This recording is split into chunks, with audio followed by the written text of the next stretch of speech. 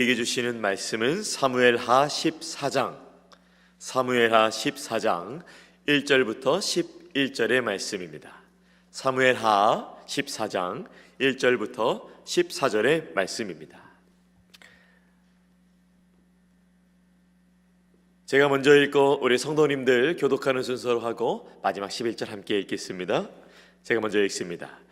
수르야의 아들 요압이 왕의 마음이 압살롬에게로 향하는 줄 알고 드고아의 사람을 보내 거기서 지혜로운 여인 하나를 데려다가 그에게 이르되 청하건대 너는 상주가 된 것처럼 상복을 입고 기름을 바르지 말고 죽은 사람을 위하여 오래 슬퍼하는 여인같이 하고 왕께 들어가서 그에게 이러이러하게 말하라고 요압이 그의 입에 할 말을 넣어주니라. 드고아 여인이 왕께 아랠 때에 얼굴을 땅에 대고 엎드려 이르되 왕이여 도우소서 하니 왕이 그에게 이르되 무슨 일이냐 하니라. 대답하되 나는 진정으로 과부니이다. 남편은 죽고 이 여종에게 아들 둘이 있더니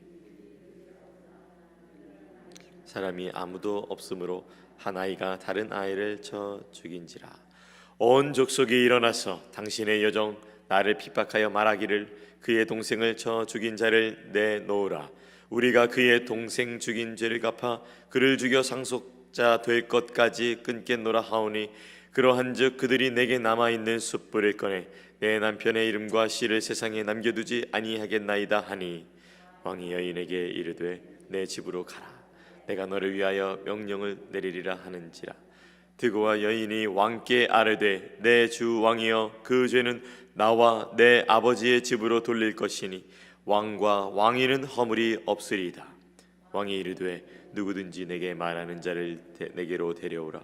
그가 다시는 너를 건드리지도 못하리라 하니라. 다 함께 여인이 이르되 청하건대 왕의 하나님 여호와를 기억하사 원수 갚는 자가 더 죽이지 못하게 하옵소서. 내 아들을 죽일까 두렵나이다 하니 왕이 이르되 여호와께서 살아계심을 두고 맹세하노니 내 아들의 머리카락 하나도 땅에 떨어지지 아니하리라 하니라. 아멘. 오늘 사무엘하 14장 1절에서 11절 말씀을 중심으로 화평의 중재자라는 제목으로 함께 은혜 나누기를 원합니다. 화평의 중재자.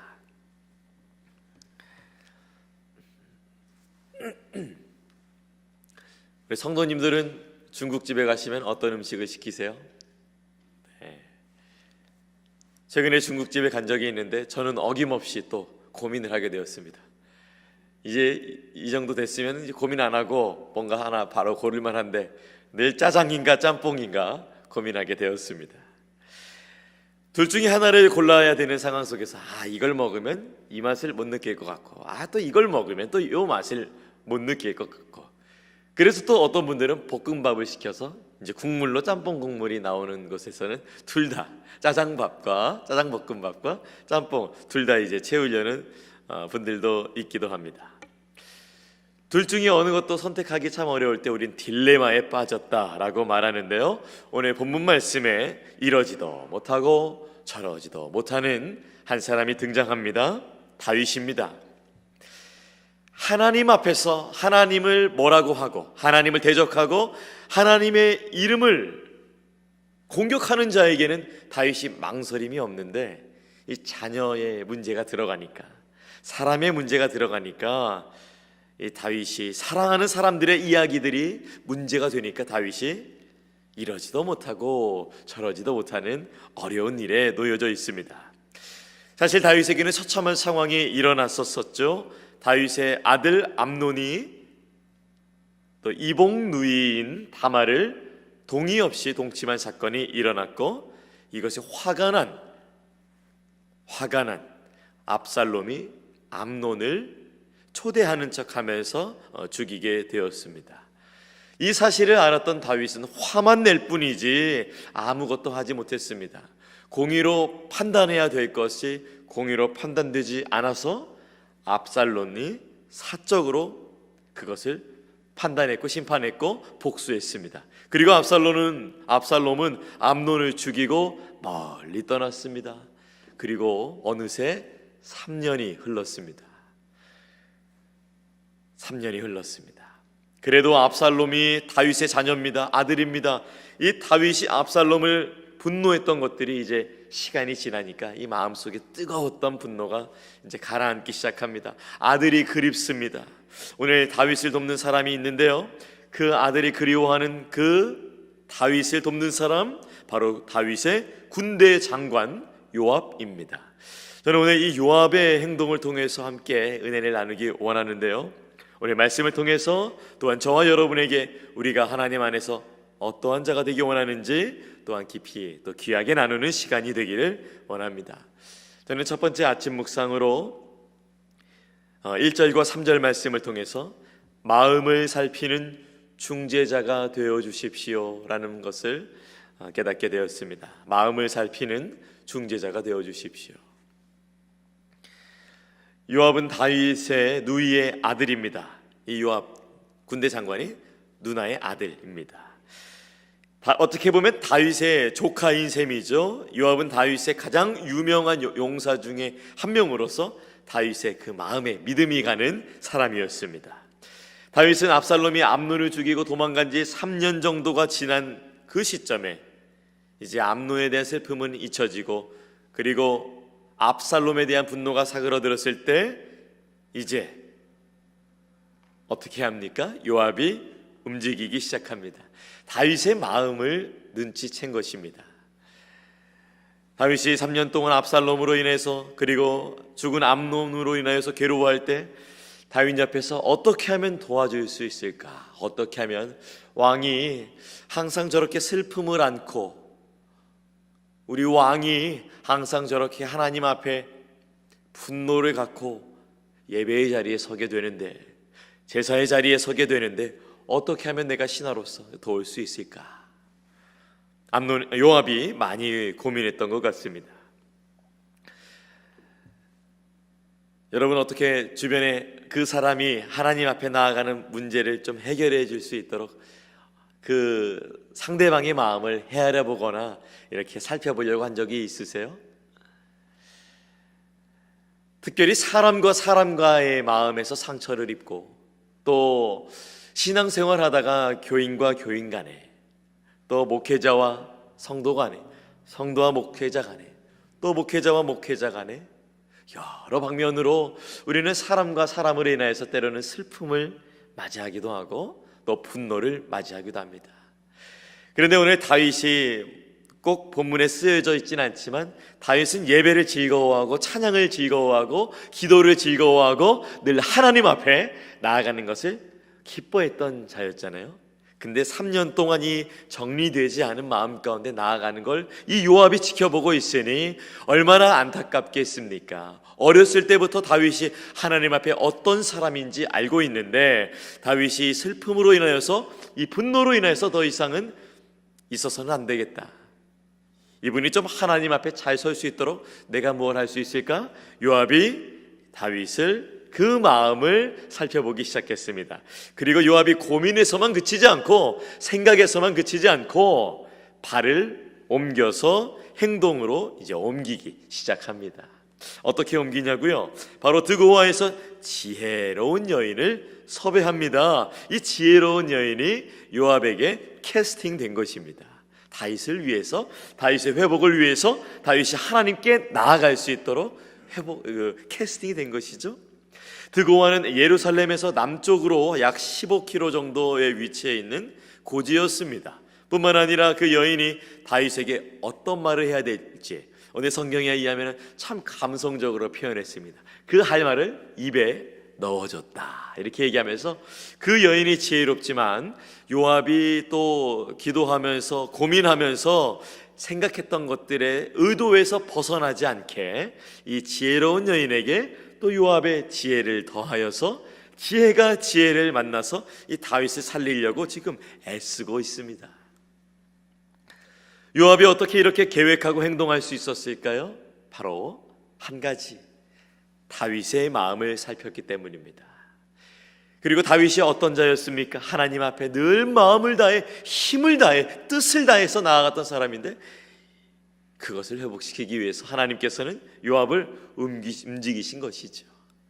이 다른 사람의 마음을 이해하고자, 내 일처럼 여기고자, 그리고 그분이 하나님 앞에 나아가서 회복되고 다시 한번 예전의 그 영성, 예전의 그 믿음, 예전의 그 온전한 삶을 회복할 수 있다면, 그것을 생각한다면 우리는 기꺼이 다른 사람의 마음을 헤아리고 도와줄 수 있을 것입니다. 오늘 이 말씀을 통해서 우리 주변을 한번 살펴보기를 원합니다. 물론 요즘에 얼마나 힘들고 어려운 일들이 많으세요. 내 마음 하나도 살피기에 너무나 어려운 시기, 너무나 혼란스러운 시기, 복잡한 세상 속에 살고 계십니다. 그렇지만 하나님께서는 나 하나만 믿음으로 성장하고 나 하나만 믿음으로 잘 되는 것을 넘어서서 우리 가정, 우리 직장, 우리 교회, 우리 목장, 우리 모든 주의 공동체들이 나뿐만 아니라 하나님은 공동체 모두 주 안에서 잘 되시길 원하십니다. 어떤 분이 좀 눈에 밟히세요? 자녀입니까? 아니면 부모님입니까? 아니면 배우자이십니까? 아니면 또 목장 식구, 또 직장 동료이십니까? 갈등하고 고민하고 하나님 앞에 나아가지 못하고 어려운 마음, 슬픈 마음과 분노로 가득 차서 이러지도 못하고 저러지도 못하는 자들에게는 이 중재자가 필요합니다. 요압과 같은 여러분이 필요한 것이죠. 특별히 교회 안에서 중재자가 되어주시길 축복합니다. 여러분이 그들의 마음을 살피면 그분들이 또한 하나님 앞에 온전하게 나아갈 줄로 믿습니다. 제가 이런 꽃다발 같은 걸 받았습니다. 이게 뭐 꽃다발처럼 이제 종이처럼 보이는데 이 안에 저에 대한 이 사랑의 메시지가 적혀 있어요. 제가 자랑하고 싶습니다. 저희 청년들이, 제가 이제 우리 청년부 맡은 지 이제 1년이 되었다고 감사하는 마음으로 어제 갑자기 예배 마쳤는데 케이크도 준비해주고, 남자인데 저한테 꽃다발도 선물해주고, 남자인데 꽃다발 받으니까 좋더라고요. 편지도 주고, 얼마나 감사하든지 이 흐르는 눈물을 주체할 수가 없었어요. 그래서 제가 이렇게 멋지게 이렇게 받아야 되는데 제가 좀 이렇게 눈물을 흘리면서 이렇게 받아서 참 미안하고 또 고맙다고 얘기했는데요. 우리 청년들이 팬데믹을 지나면서 많은 어려움을 겪었습니다. 그러면서 또 참 이번에 우리 청년부 새가족 팀장의 얘기를 들어보니까 어느새 원래 있었던 우리 교회 청년들보다 약 60% 정도가 이렇게 신앙생활을 시작하고자, 그리고 유학을 와서 또 직장을 옮기게 되어서 그렇게 또 친구에게 전도를 당해서 이렇게 원래 있던 멤버보다 외부에서 온 친구들이 60%나 차지하게 되었습니다. 근데 어떻게 이렇게 청년부 안에 새로운 친구들이 올 수 있도록, 새가족이 올 수 있도록 잘했는가?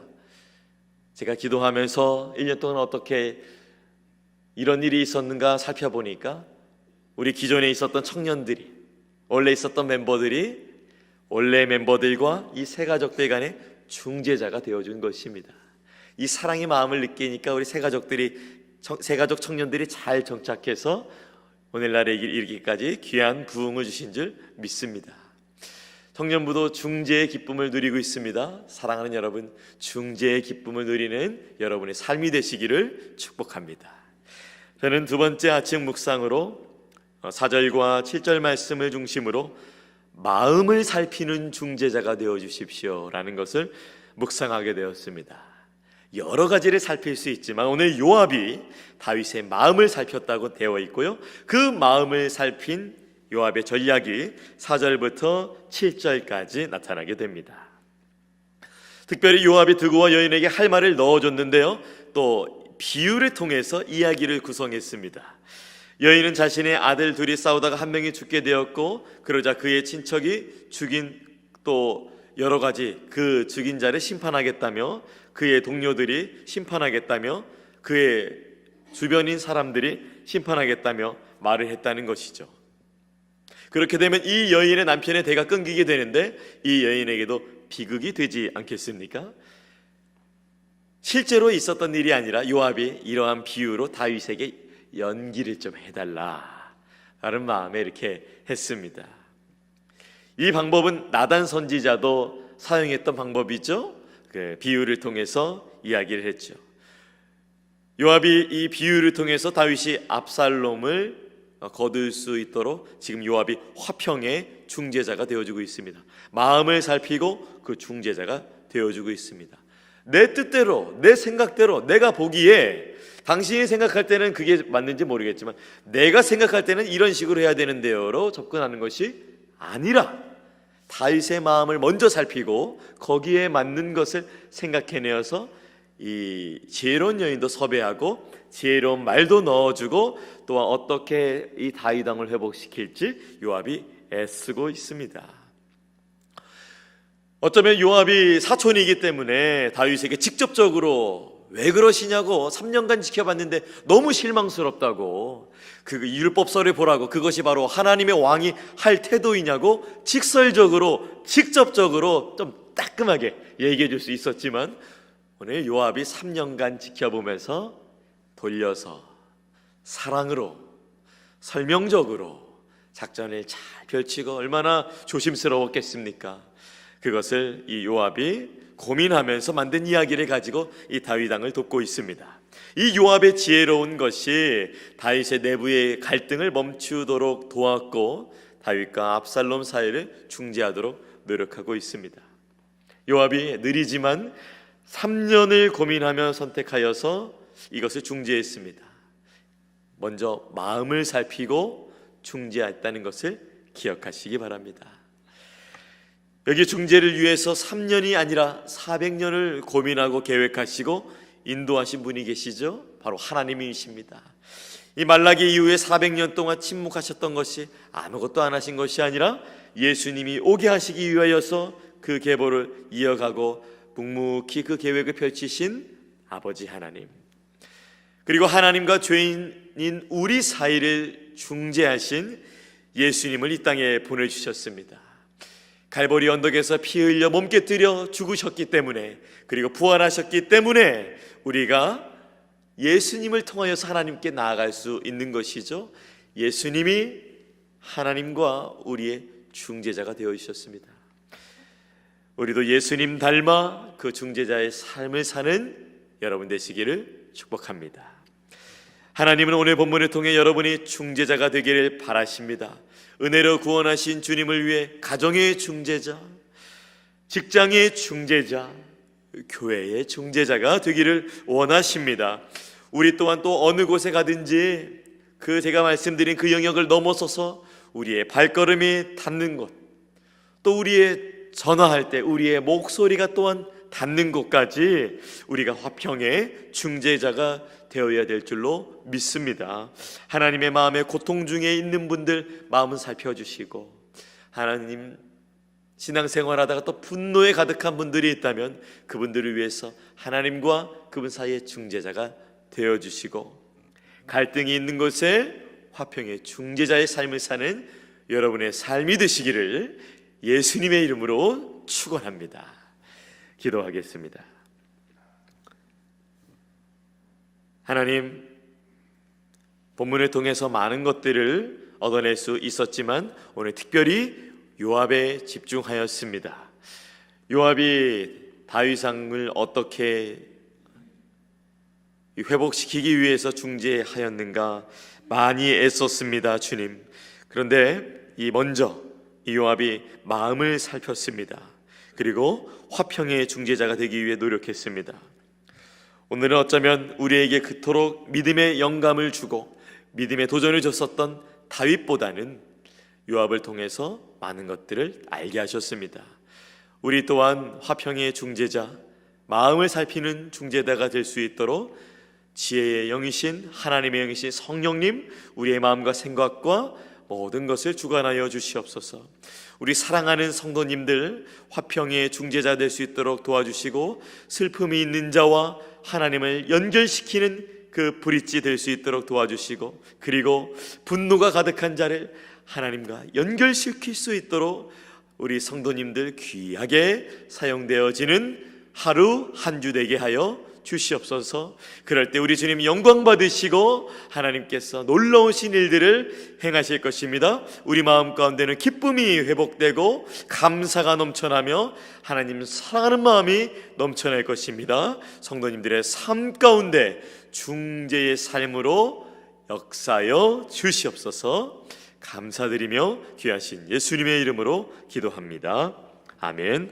하늘에 계신 우리 아버지여, 이름이 거룩히 여김을 받으시오며 나라가 임하시오며 뜻이 하늘에서 이루어진 것 같이 땅에서도 이루어지이다. 오늘 우리에게 일용할 양식을 주시옵고 우리가 우리에게 죄 지은 자를 사하여 준 것 같이 우리 죄를 사하여 주시옵고 우리를 시험에 들게 하지 마시옵고 다만 악에서 구하시옵소서. 나라와 권세와 영광이 아버지께 영원히 있사옵나이다. 아멘. 계속해서 각자의 기도 제목으로 기도하시겠습니다.